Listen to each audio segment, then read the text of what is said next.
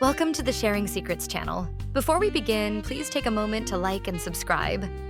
Tonight's episode is sent to us from a girl who took a chance on curiosity and has a new outlook on life. So dim the lights, grab your partner, grab your wine, sit back and enjoy the story. Tonight's episode is called Fetish Fridays. I used to think I was just boring. Wake up, brush my teeth, drink my coffee, new spreadsheets. Repeat. I watch life go by through a screen. Other people's joy, their drama, their chaos. But mine? Beige, predictable, safe. All that changed last Tuesday. That was the night I found the envelope. Deep red velvet, sealed in wax, no return address. It smelled faintly of jasmine and danger. I remember my fingers shaking a little as I opened it. Fetish Friday. No judgment, no expectations, just curiosity. Wear what makes you feel powerful. 9 p.m. The Black House. I laughed at first. Some kind of joke, I thought. But something inside me stirred. The kind of curiosity that lives in your chest and hums between your legs.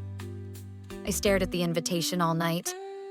By Thursday, I'd ordered a black lace bodysuit and fishnets. I didn't even recognize myself in the mirror. And I loved it. Friday, 8:59 p.m. My heart was hammering as I stepped out of the rideshare. The house was tucked away behind wrought iron gates, soft music pulsing from inside. People were arriving in masks, leather, latex, silk. There was confidence in the air. Like everyone here already knew who they were. I didn't. But maybe that was why I came. A tall woman in a red corset and high boots opened the door and gave me a slow, approving smile. First time? I nodded. She handed me a mask. Black velvet, soft against my skin. There's no pressure, she whispered. Just watch. Or play. It's your night. I stepped inside. The house was soaked in candlelight and shadows. Rooms flowed into one another, each with a different theme. Feathers, rope, mirrors, heat. Some people lounged and watched. Some whispered in dark corners. In one room, a woman knelt as a man whispered something in her ear, her body arching with every soft command. I didn't know where to look, or what I wanted, until I saw him. He was tall, broad, with dark eyes and a slow, devastating smile. Dressed simply. Black shirt, sleeves rolled up like he didn't need to try. Our eyes locked from across the room. He tilted his head slightly, asking a question without words. Are you curious? I felt my lips part. I nodded. He led me into a smaller room. Red velvet walls, soft music, a padded bench in the center. My breath was shallow. He said nothing, just stepped behind me, his hand brushing my waist. My skin shivered. May I? He asked. His voice was deep, smooth. My whole body reacted. Yes, I whispered. His hands moved slowly, reverently, sliding down my arms, over my hips. The lace of my bodysuit suddenly felt like electricity against my skin. He guided me to the bench, not forcing, just offering. I bent forward. The mirror in front of me showed my flushed cheeks, my wide eyes. His gaze met mine in the reflection. Then I heard the click. A small leather crop in his hand. He dragged the flat side along the back of my thighs, teasing, waiting. Then a soft snap. A sting and a flood of heat that made my breath catch. Oh, I gasped. You like that? He murmured. Another snap, sharper. I moaned, quiet, shocked at myself. I had never been touched like this, never been seen like this. Color? He asked gently, pausing. I knew the system. Green to go, yellow to slow, red to stop. Green, I whispered. I didn't want to stop. Not yet. Maybe not ever. Minutes blurred. He teased, commanded, praised.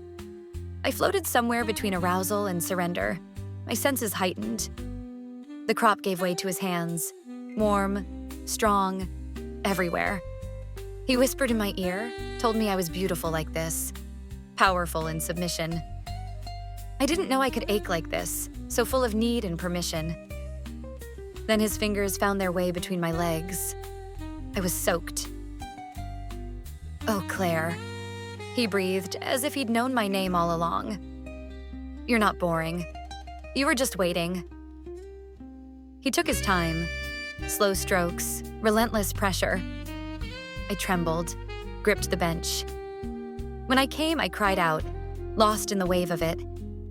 He held me after, gently, like I was something precious. No one had ever made me feel like that. When I left the room, my body was humming, my mind clearer than it had ever been.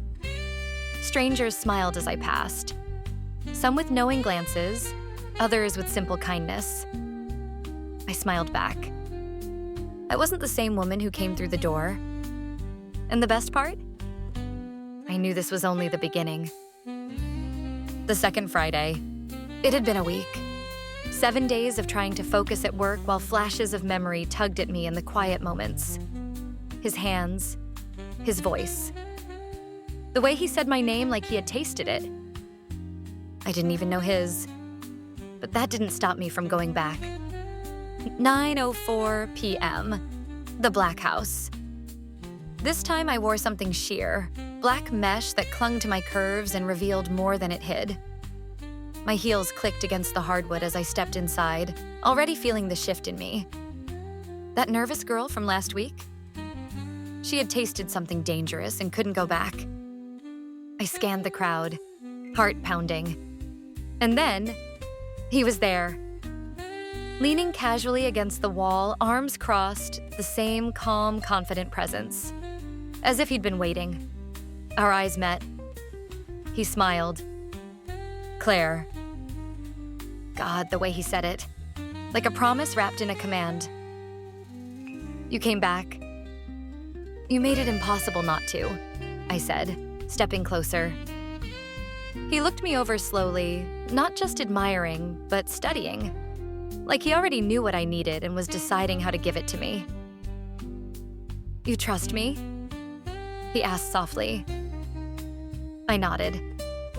He stepped behind me, hands brushing my arms, lips near my ear.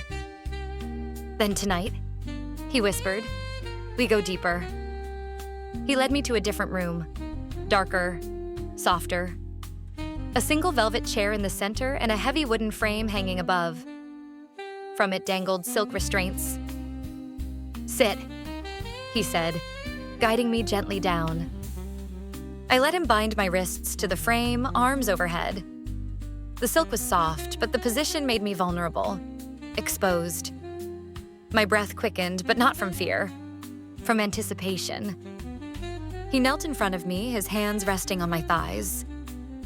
"We go at your pace," he said. "You say stop, we stop. You say more."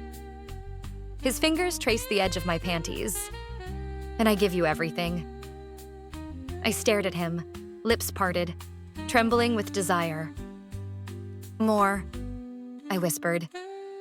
He started slow, his mouth against my inner thigh, lips teasing, warm breath setting my skin on fire.